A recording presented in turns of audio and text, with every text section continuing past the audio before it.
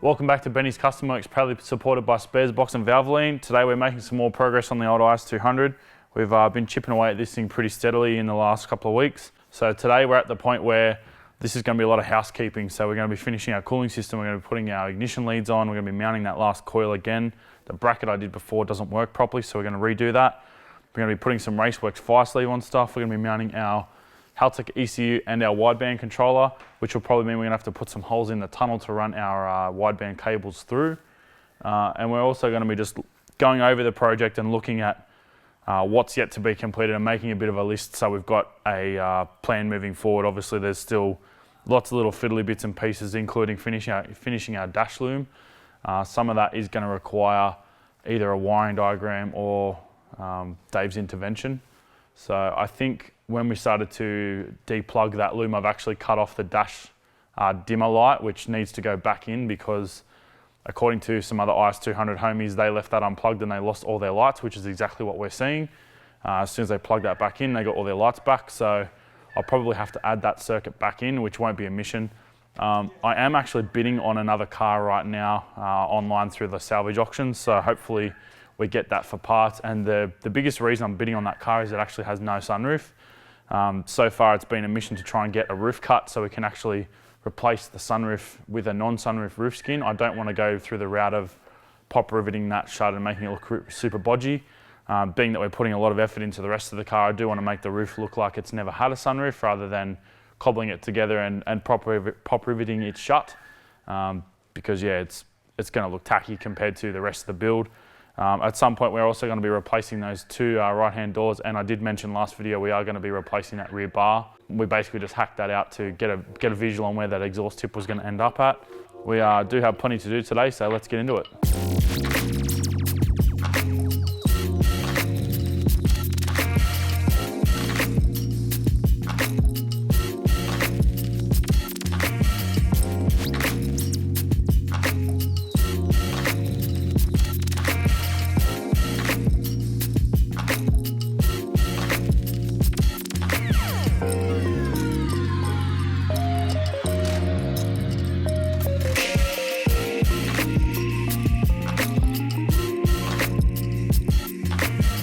It must clear by like a millimetre.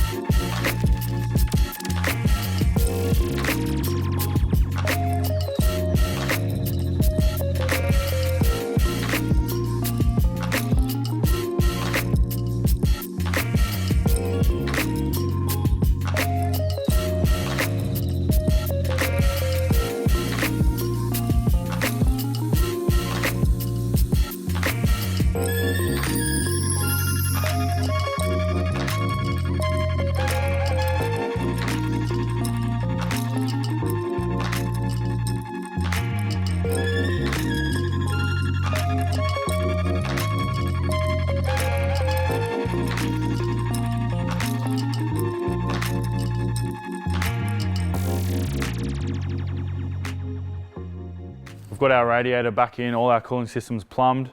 So now that we've confirmed we do have a little bit of clearance on the bonnet, we're actually going to pull that back off because it does make it a lot easier to work on the bay, especially when we're doing things like recylinder leads or fuel line servicing and stuff. So I'm just going to quickly whip that back off and we'll continue on.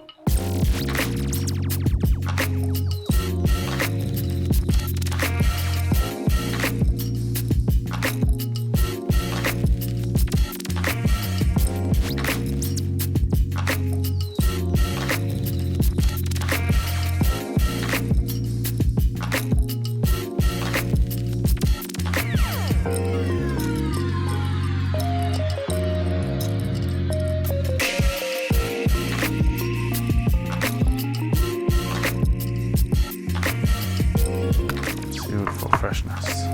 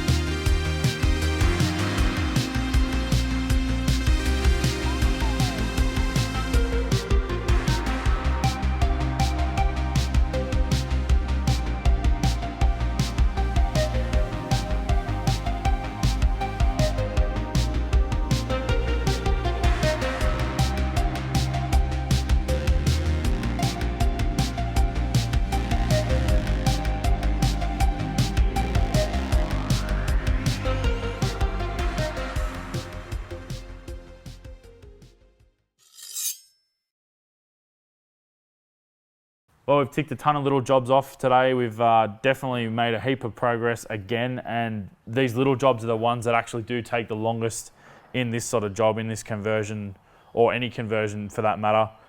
So we've basically chipped away. We've got our cooling system done. We've got all of our ignition leads in. We've got our driver's side rear coil mounted. That actually took probably the longest part of any particular job today. Believe it or not, that was a bit of a mission. We've got our brake system bled, including our hydraulic handbrake. We've also got our clutch bled, so plenty's been happening. We've got our engine full of oil, our power steering system is filled. Other systems are pretty much good to go. We got coolant in there.